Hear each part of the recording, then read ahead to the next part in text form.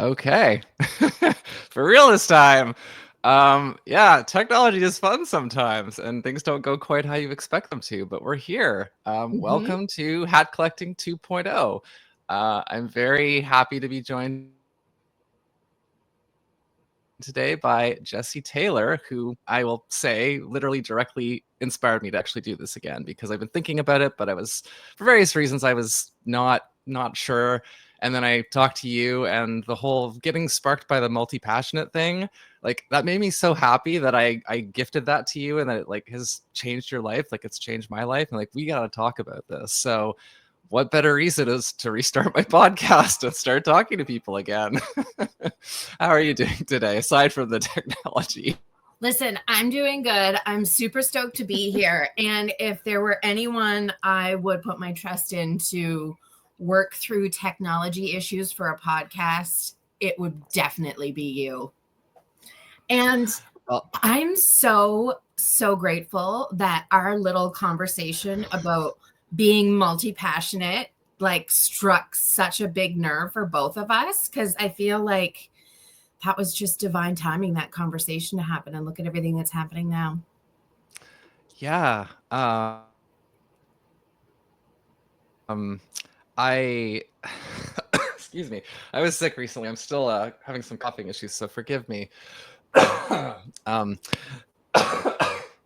wow, this is a great inaugural episode. um, yeah, I the multi-passionate. So for anyone who doesn't know, the multi-passionate thing, that as the name sort of implies, that's when you have a lot of different things that you like, you're interested in, you care about. For me, it's like my whole life I've done all these different things, and people kept telling me like, well, you have to just pick something and focus on it. And every time I tried to do that, it didn't work. And when I just finally started fully embracing all these like interests and passions, like that's when I seemed to actually thrive. What I lacked was a mentor who understood me and what was going on. They were just like, oh no, you have to fit in this, like this, you have to specialize because that's what you have to do. But not everybody is a specialist. And kind of like how neurodivergence is becoming more and more understood and accepted and supported in some cases. I think multi-passionateness, that's not a word, but I think It that is also today. becoming more understood and accepted. Yes, we're making it one today. It's officially coined.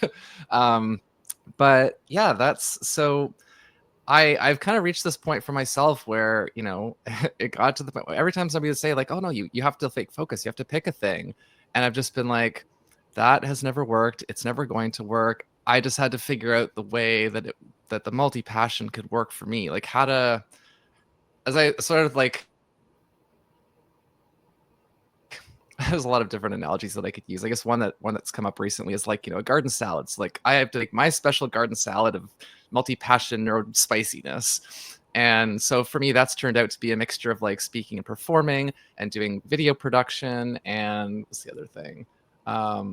Well, just for anyone who doesn't know, I'm a musician, I'm a comedian, storyteller, puppeteer. I've written a book, I've done podcasts, now I'm doing one again.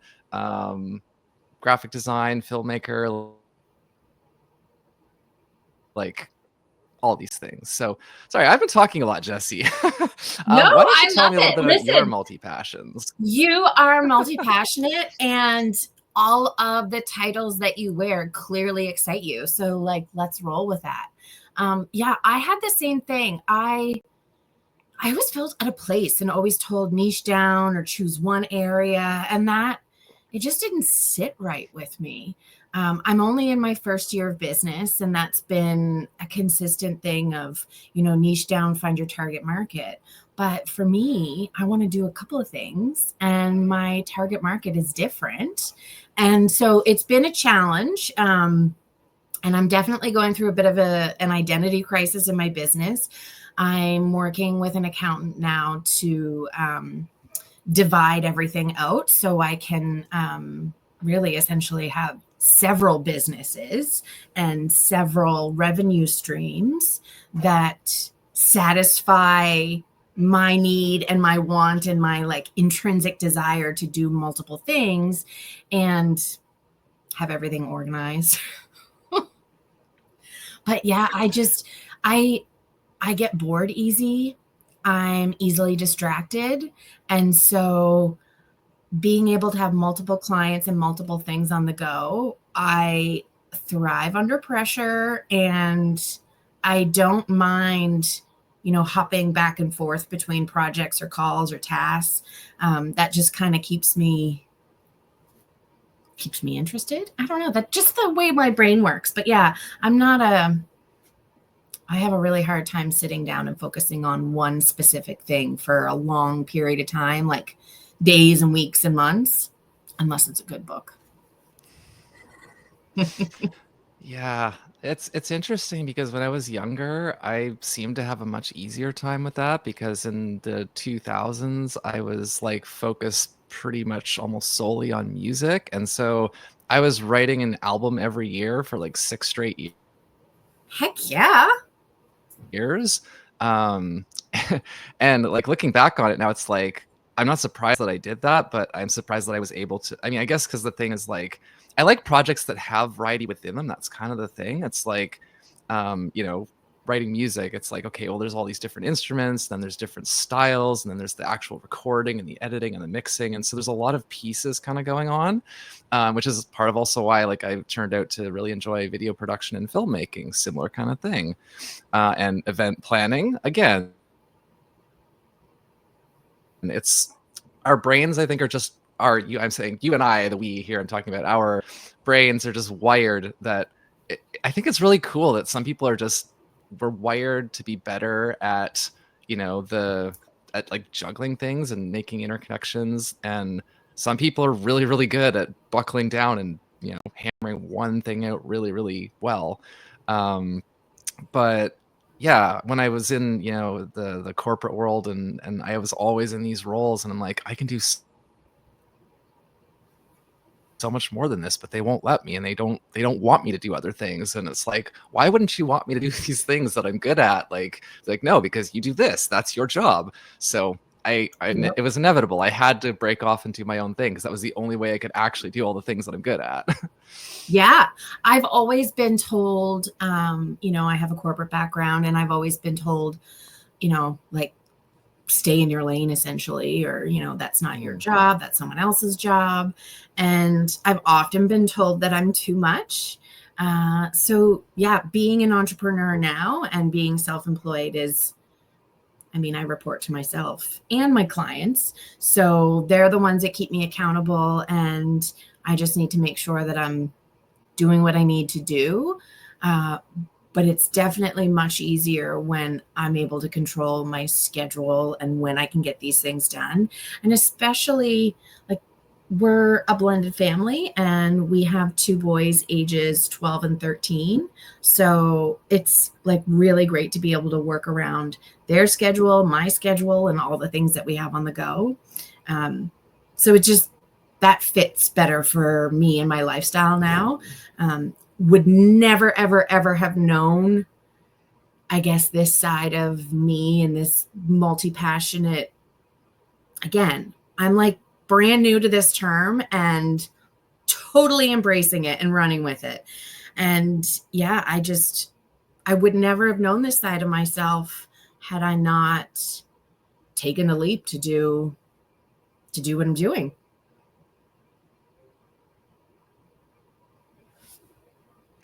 So I'm getting a little bit of lag, so occasionally you cut out a little bit. I don't know if the viewers are going to see that too. I get a little But bit of a leg too. yeah, okay. I mean, that's not surprising. We're not quite on opposite sides of the country, but we're far enough apart. Mm-hmm. um, but I think one little thing I'll note there, because the issue of like kind of like labels comes up here and there, and some people are like, oh,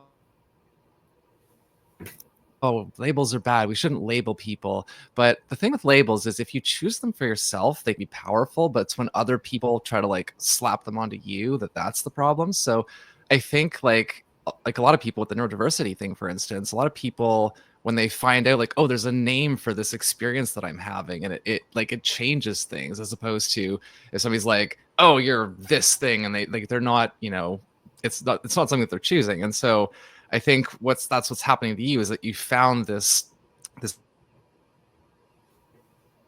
this label, this term that describes your experience in a really positive and affirming way. And it's, yeah, it's like giving you kind of a new lease on life, I guess, which is kind of what happened for me too.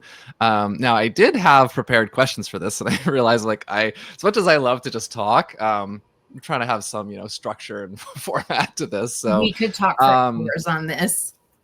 Yeah, we totally could. Maybe if I ever do like a charity long live stream or something, you'd be the perfect. Yeah, I love that. But no, I was going to ask. So, can you tell us just a little, like briefly, a little bit more, like because I know you have a couple of things going on. So, like again, the questions that I had. So, what are your businesses? What are like your goals with them? Like, what are you trying to accomplish? And the question that I was interested to know was, why would you be like, yeah, you should totally do this because it's great because this, and why is it like, okay, but here, it's not all sunshine and roses. Here are the reasons why it's, not the best thing all the time. That's a lot of stuff to throw at you at once. So take your time. And if we get off course, I'll get us back. Yeah, so I founded New Leaf Administration almost a year ago, and I had started doing virtual assistant work, but I started my business with a client, and so I wouldn't be here if it weren't for her. So shout out to women supporting other women in business, and I started working with her. And we quickly realized I'm not doing assistant work. There was a lot more that I was doing. So she helped me kind of pivot, and then it was business operations and consulting. And that's definitely more of my realm, like the strategic piece around the business operations, event planning and marketing. And so that's one portion of New Leaf Administration and Consulting. Then I became a certified trauma-informed coach, and I also have a certificate in art therapy. And so before I started my business, I was running the operations of a safe house for youth exiting sexual exploitation and human trafficking. And so we did a lot of therapeutic art activities. And we did a lot of coloring. And it was a really great mindful tool. We would color so that if you have to share really, sensitive information and there's some big disclosures, it was easier to color and focus on that than, sitting directly in front of someone's face. So when I launched my business, I wanted to make sure that at some point I was going to be closely connected with, being frontline and supporting survivors. So I launched Project Brave Art, and that's an initiative where I'm raising money through the sale of a coloring book that I created. You can get it on Amazon. And we also have some like wearable branded merch. So some of it says Project Brave Art, some of it has hashtag Brave Art. And so by selling these items, I'm able to raise money to put together art kits. They're therapeutic art kits, and I will gift those to domestic violence shelters and survivors of gender-based violence. And so that I feel in and of itself, if I had a bigger team, then Project Brave Art could go off and be itself. I think I also need to separate the strategy and consulting and then the trauma-informed coaching and consulting. So that's actually really interesting how that came up too. I was at the safe house, and branding tattoos are quite common in human trafficking. So we had a participant that had a branding tattoo, and I reached out to my tattoo artist and, what can we do here? So the tattoo shop actually donated all the supplies and the artist time to have it covered up. They asked me to come in and do some trauma-informed training specific to the role of a tattoo artist. So I did, and other shops found out about it, and now they want my training. So things are just kind of like happening. And I'm getting approached by potential clients for, things that I didn't even realize that I guess really like things that I didn't even realize that people would want from me. So I think starting small as a virtual assistant and then, going in these different directions, being multi-passionate, sometimes it's also a little scary. So I will say that's, you get to explore lots of different things, but also that exploration is often like intrinsic and it's scary. And when you have to put yourself out there for, these different aspects, a lot of it is like, I was worried about what the naysayers would say, like, oh, she's doing this. And it's actually not negative. It's positive what I'm doing. And if they're going to say that, then they're not my ideal client anyways. So I'm doing work with New Leaf Administration. I'm doing work with Project Braveheart. And then Lacey, you and I met because we are both members of the Alliance Network. And so, that was like such a great thing for me. I loved what Erin was doing and reached out to her and just said, like, I like your vibe. I like what you're doing for women in business. Keep it up. And then long story short, she let me bring the Alliance Network to the East Coast. And now I'm facilitating a business mastermind for women in business here on the East Coast. Like, it's so great. So great. I love that you took that initiative too. Like I saw that and I was like, I'm in Toronto, but everything's already here anyways. So like to kind of make your own thing to stand out is more challenging. But I love that you're taking that initiative out on the East Coast because I know that there's lots of you might know Beauty and Business by Jake. Do you know them? Yes. Okay. Yeah. I just met Jake very recently and great energy, and Jake's going to be on this show eventually for sure. So oh my gosh, Jake would be perfect for this. Yes. Yeah. Jake's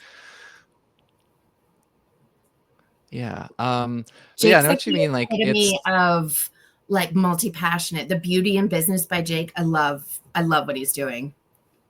Yes. But like as you were sort of alluding to, I think it's, so I'm going to use the word interesting a lot. It's one of my favorite words. So apologies for being repetitive. But I think that it's interesting how, again, from sort of the two sides of like the specialists versus the generalists, and how like I find it easier to have be juggling multiple projects with lots going on that would like overwhelm somebody else. But then some people will be doing like, there's certain aspects of other specialist positions that would overwhelm me. And just thinking about how a lot of people don't do entrepreneurship because it's too much for them to sort of like juggle. And yeah, I'm grateful that both of us have been able to figure out how to make that work for ourselves. So yeah, it's not easy. I think it's not easy at all. Mm-hmm. And I will say I probably have some really unhealthy boundaries right now with how much I'm working. And it's also frustrating because sometimes I feel like I work all day and all weekend and I'm not moving forward. But I am, and I know that it's just, when you have a corporate background, there's usually a list of things to do. It's a manageable list, and you go in, you get your things checked off, and you go home. And that's also a really hard adjustment. I'm still like, oh, I have to sit here. It's, it's 12 o'clock. I can go on my lunch, but I don't have to worry about a lunch break. I don't have to worry about starting at a certain time. And that's also, that's still taking a while for me to get used to. But it's, I like that when my artistic and creative abilities are sparked, that I can roll with that when I'm at my peak instead of, it's 3 o'clock and I want to go home and I don't want to do this. Yeah, it's funny. You just made me think about how when I was in an office, I was always just like, oh, I wish that I could just, get up whenever I wanted and like just go run an errand to get a mental break. And it's like now I can, and I choose to sit at the computer far longer just because I like what I'm doing. But what was I Right? gonna say a second Yeah. ago? And we can work outside. Oh, I love, love, love. Like flower season is around the corner, and I am going to be a happy, happy camper when I can sit in the garden with my laptop. I know that sounds ludicrous, but those who know me know I'll be in the garden around the flowers. My mom is an avid gardener, so she would love to keep you company there, except that she's obviously not You'll both have to visit us on the in East Nova Coast then. Scotia. Mhm. But yeah, so this is a very random aside, but I'm just noticing that like on the camera, this is a button-up shirt, but it almost looks like it's like a nightgown or a robe or something because of you know usually not that shiny. So like I'm not wearing a nightgown, just for the record. This is actually a shirt. Oh, I love Like it. You know what? Can I show you my shirt? sure. Self-love club. Nice. I need to really embrace self-love for me, and I guess that's another answer to your question. Self-love, self-care, all of that, filling your own cup, that is really difficult as a business owner. Really difficult.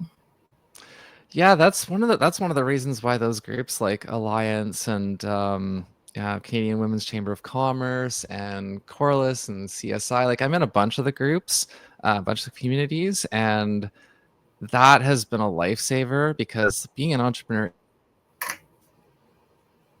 is very lonely. And when I sort of really started to make the transition into this life, the mixture of like working from home and like a lot of my friends just not really getting it and not really having much support. It was a good thing that I was very busy with all the things that I was trying to do because otherwise it's like, gee, this is really hard and lonely. And then I get to meet awesome people like you and Jake and lots of others that too many to name right now. And it's I'm just very grateful for that, and grateful that this turned out to be my passion, like talking to people, and I got good enough at it to like do it professionally. So, yeah, I guess we could take a moment now, to the extent that you're comfortable, because I know I prefaced this ahead of time because I know this like not everyone's like ready to talk about everything, but like so it's out there. I'm neurodivergent. I'm autistic. I'm ADHD. And I think I think the ADHD is definitely a big part of being multi-passionate. Like not to say that neurotypical people can't be multi-passionate, but like every multi-passionate person that I've met has either been diagnosed with ADHD or they're like suspected they had it. So to what extent are you comfortable talking about that aspect of yourself? And again, so if you don't have any formal diagnoses, that's totally fine as well. Yeah, I'm actually super happy to talk about it because I'm also I've done some training around mental health with the Canadian Mental Health Association, and so I think it's important for us to share these stories and for the folks that are comfortable in sharing the stories because it does help break down the stigma. So like kudos to you and your neurosparkliness for bringing these conversations up. I have official diagnosis of clinical depression, anxiety, and OCD, and I live with PTSD, and I'm pretty sure I have ADHD, but not diagnosed. But there's like a lot of the signs and symptoms are there. And yeah. And most multi-passionate people that I have met, they're all neurosparkly. yeah, so on that point, so a lot of terminology is going to get thrown around because I kind of live in a world of labels and terminology to an extent. So neurospicy was the first term that I heard. Apparently, that was coined by like a Gen Z person from TikTok, and that caught on. And I'm like, that's a cute, fun term. And then I heard somebody else, right? Maybe I saw it online, but I saw neurosparkly as an alternative. And it's like, I like that one a little bit better. Not that, spicy isn't good. Like I got my spicy moments, but I just think of myself as more sparkly than spicy. So, I mean, both are good. Almost like, pronouns, whatever feels right, right? Yep. So, yeah. I love the sparkly. I love the sparkly. Yeah, you would be sparkling glitter all day long. Yeah, I mean, I'm in the process of setting up some new like a photo shoot for new headshots, and I found a photographer that does these really bright, colorful ones, and I'm like, that is so me. I need those, so I'm very excited for that. Um, yeah, the other thing that I was going to ask about, and I know this is probably also one that we could talk about forever. So this is maybe not so much directly tied to being. I mean, it relates. It's under the umbrella, but as I again, so a little inside baseball, just for reference sake. When I'm reaching out to people to be on the show, I try to give them a really good idea of like what it's about or like what I have in mind, and I kind of say, here's some questions that I'm planning to ask. And one thing that I have thought a lot about myself is this idea of like, so special interests, or as they're called in the neurodiversity community, the short form of that, which is fun, is spins. So SPINS, Oh, special interests. So it's like short form. And I was like, oh, what are your spins? What are your special interests? So I love I have that. a few of those myself, but I have found for me that I seem to not be as into a lot of the like really culturally popular stuff, and I tend to be into more stuff that's more like I have a harder time finding other people that are interested in the same stuff as me, which can be frustrating because like I want to share the stuff that I enjoy, and there's just not as many people that seem to enjoy it. And so I had asked you like, pick a thing, anything that like, what's the thing that you like, that you're into, that you wish that you had more people to like, just gush about with. I would say, well, being in business. So I'm really grateful for the Alliance Network and for the Canadian Women's Chamber of Commerce, because that was a big thing. Just being able to have someone to talk about my business. And that's, where I'm at in my life now. And previously, I would say around motorcycles. My husband he is a biker. He's had a bike for a long time. And then he taught me how to ride, and I went and got my license and got my first motorcycle. It was shiny and purple, just like your shirt. And yeah, I loved it. Oh my gosh, it was so much fun. But there were very few lady riders. And so there were some groups, but they were like, you can go on, like long rides with them.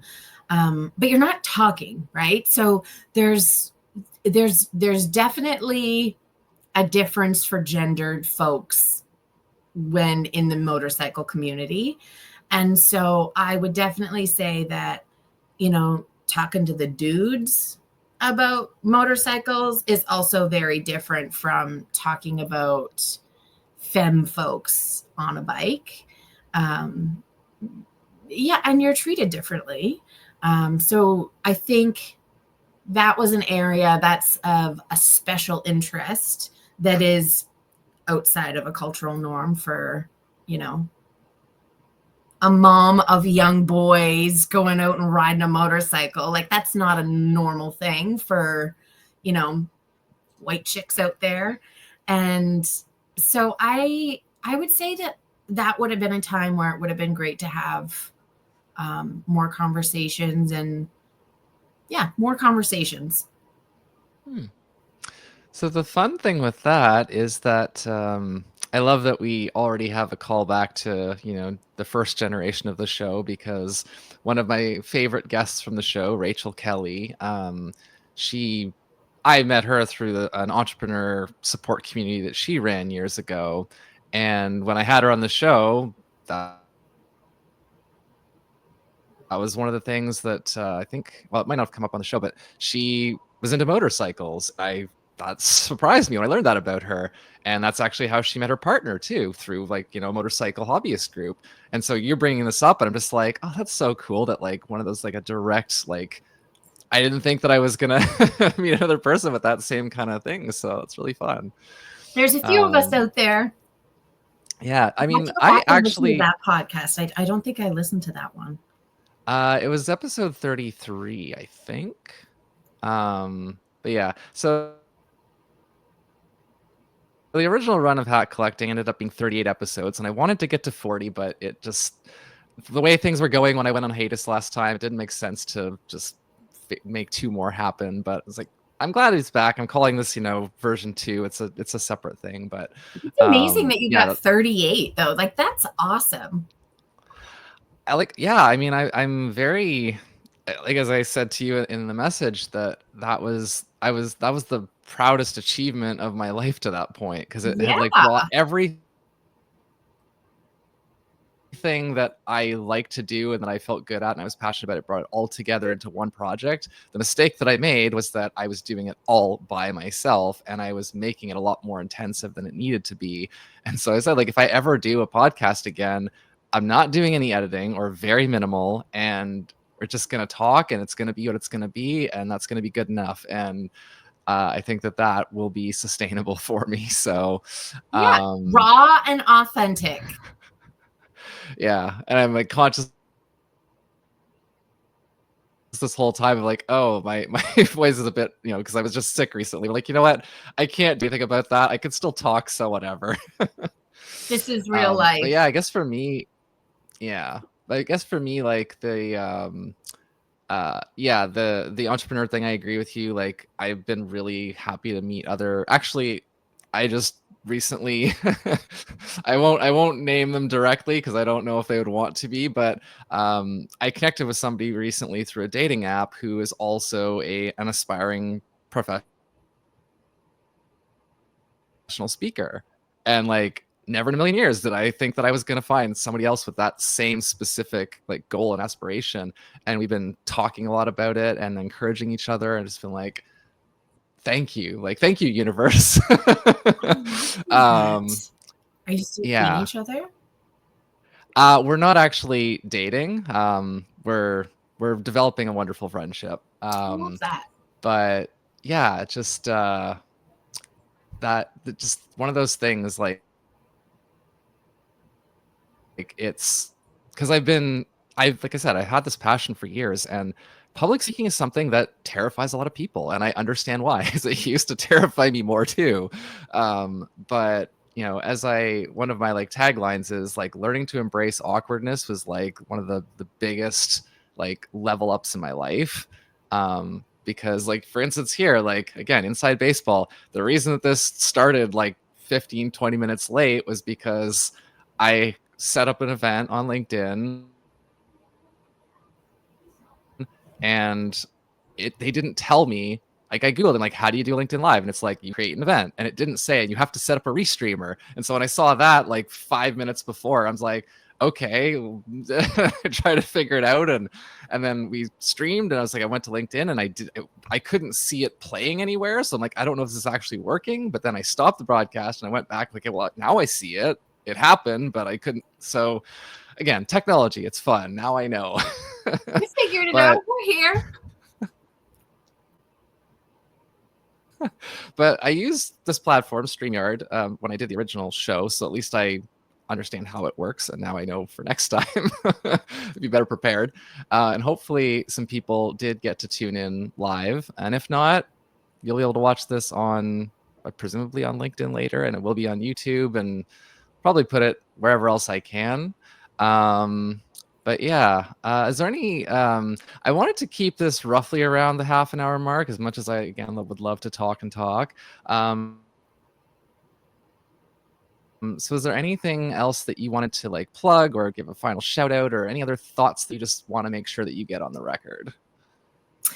I would just say, going back to your question earlier about like, what would I recommend and what would I caution against?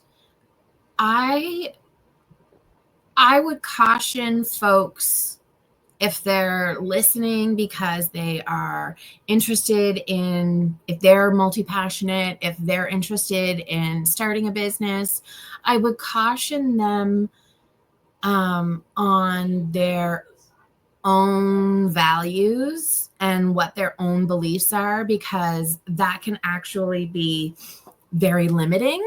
And so just embrace the fear and just go with it. Just do it. We try to perfect and research until things are, the best they can be, but we're not growing and evolving. So if just execute, just get it out there, just do the thing. And when it's out there, it's actually not as scary afterwards. Jumping off is terrifying. But then you actually are going to be really surprised with like the love and support and community that is there when you really start to truly embrace your what did you say? What was the term? Multi-passionism? Is that what we're doing? Multi-passionateness. Multi-passionateness. Okay, well, we're going to turn that coin today. Multi-passion. Yeah, that would have been the better way to say it. Yeah. I think just, embracing that. And if you're really scared, reach out to other people, have more conversations, because it really wasn't until the meeting that we had when it was like I was given permission to not niche down. I was given permission. Thanks, Nadine. I was given permission to just roll with being multi-passionate. And then you and I started chatting, and it was like, oh, okay, all right. This game on, let's go. So I think that would have been really terrifying for me a year ago. And so I would say caution about your own limiting beliefs, and advice is just to go for it. Find your people. And your people don't have to be like in person in your town. You're in Toronto. I've got folks, in Edmonton that I chat with regularly that I've met virtually.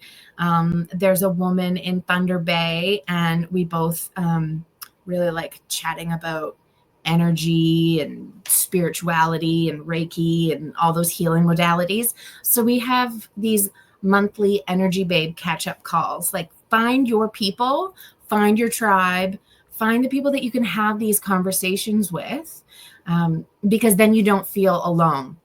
I can't talk to everyone about, Reiki and energy work, but I can with her. I can't talk about, podcasts and technology and multi-passionate things with other people, but I can with you.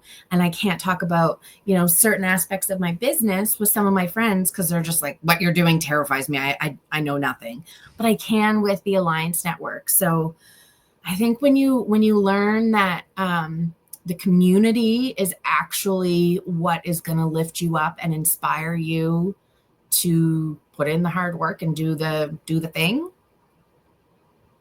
That'd be my final plug. Yeah, I think I said before, you're absolutely right. And the only other thing I would add is if you can find a mentor, and sometimes those will come from the communities they're in, but like for me, I feel like I personally would have benefited from having like a specific like coach in my life who was like, I was working with a therapist, and my therapist kind of became like a dual therapist and life coach. Yep. Maybe not to her, not because she wanted to, but because like I started shifting and I needed more coaching than I needed therapy. But yeah, so I think that get someone who can kind of help guide you, especially if you're scared, because when we're scared, we usually avoid things. And if you have someone to encourage, person, best friend, mentor, coach, whatever, they will help you get past some of those scary moments, and that'll make you stronger and braver. And then you won't need them as much going forward. As that's been my experience. It just took me a really long time because I was doing it by myself. Now, before I forget, Jake just commented in the chat. Hi, Jake. I don't think I can actually respond to you directly, but hi, I see your comment. But yeah, I just wanted to say, so the other thing I wanted to say really quickly, and this is one of the downsides of not doing any editing after the fact, is that when you mention something and you can't like put something on screen to be like, this is what I meant. So when you said the Alliance Network, it's one of those things where I'm like, okay, people are going to go search for the Alliance Network and they're not going to find it because it's spelled Lelleiance. Like L is in like female. And then IANS. It's one of those things. I didn't say it right at first. When I first chatted with Aaron, I think I called it the Alliance. I don't know what I called it, but it wasn't the Alliance Network. I like that actually. No, it's okay to be wrong. Sounds like elegant. But now the other thing I have to remember to do, because I'm out of my usual element here, I have to remember to plug stuff because I actually have a lot of things to plug. So the next soonest thing next week, I am co-hosting an event called Play Space here in Toronto, Play Space Flow Jam. I'm co-hosting that. That is a playfulness workshop for grown-ups. I'm co-hosting it with Claire Mitchell, who is a friend and a peer. She's also a coach, and she does breath work and cold plunges, and she wrote a book, like similarly multi-passionate. And we've been really excited about planning that and what we're gonna, the experience that we're gonna have for people. And then, so that's a thing that I'm intending to start doing more regularly. And I'm just trying to sort some things out with that. But there's that, and then of course now I'm not in front of my normal computer, so I'm trying to remember from memory what else is going on. That's next week. The week after, well, this isn't, I'm doing videography an event, but that's not something that people can like they're not gonna come see me perform or anything. They can watch me, dealing with camera What's your favorite thing to do? Is it the puppeteering? Is it speaking? Is it the play groups? Because the playfulness sounds super fun. So I can, fortunately, this question got answered for me last night. Ooh. Because I've kind of been asked this. I know we're getting, I'm going to wrap this up very soon. People have asked me that, and I've always had a hard time saying like if you could only do, because again, it's basically that, like, if you could only do one thing, which one would you pick? I'd be like, I can't. That's the point. But I realized last night, because this is the other thing, I'm doing a speaker slam in May 27th. I'm competing in speaker slam here in Toronto. I'm going to be telling my story, the power of no, my version of it, and tickets on sale now. I need it. Yeah. Be a link on my page. But we were in a call last night to talk to the organizers and stuff, get prepared for it. And I realized that, like, the way actually I wrote a blog post, and it talks about this, and the blog post is called Happy Places. And it was the idea of, like, kind of going back to what I was saying, that, like, some people love to read, some people love to be in the garden, some people love to be at concerts, some people love to be, in the ocean. Like, everyone has like their place that they are the happiest. And I have figured out that I am happiest when I get to talk to people, when I have a microphone, when I'm on a stage. I don't even have to be telling my story. Like, I love facilitating and letting other people tell their stories too. But I'm like, hey, I got lots of stories to tell, and I realize that now, so I'm going to tell more of them too. But like this, I just love doing this. And that's why, like, if radio is still a viable career path, I probably would have tried to go that way, but I knew that it wasn't. So yeah, that's the long / short answer. I love it. Which is why I'm trying to make this my career now. Like, I'm good at this, I enjoy it, I want to do it more. And like, when I went to Speaker Slam last month, they had this opportunity at the end of the show where you could put your name in a bucket and you might get picked to tell a story unexpectedly. And I did that. I was like, you know what? Why not? Let's take the chance. I didn't get picked, but still. So what else is there? There's Speaker Slam. So there's Play Space, Wednesday, April 16th, 7 p.m. It's in the East End of Toronto. Tickets on sale now. Speaker Slam, May 27th, also here in Toronto. Tickets on sale now. Trying to think what else is going on. Again, I'm not in front of like my. Where can we get your tickets online?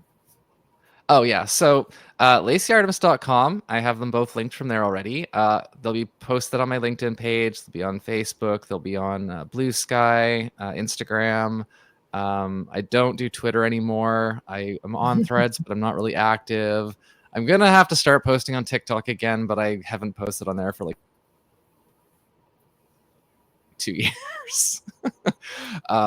Yeah, like everything's like my website basically or Instagram. It's all there, more or less. Yeah, so we've hit 45 minutes. It's a little longer than I planned to go, but I think it was still good, and I hope that people enjoyed. And yeah, I will try and do the next one of these in the next couple of weeks. I'm gonna try to get it going regularly again. So thank you so much, Jessie, for joining me for this to christen and relaunch and rebirth my baby. I am so grateful that, Uh, one term sparked so much in us and it's led to this podcast. And I feel like we've planted this seed, things are happening, things are growing, and I see nothing but amazing things in your future. So keep going with the podcast. You do you, boo. Do all the things that light you up, because I think it'll take you very, very far. Thank you for having me. I appreciate it. Thank you. I appreciate that. And I just want to make sure, because I don't know if you said any like URLs for your stuff. So please make sure to say what your websites are so that people can check you out.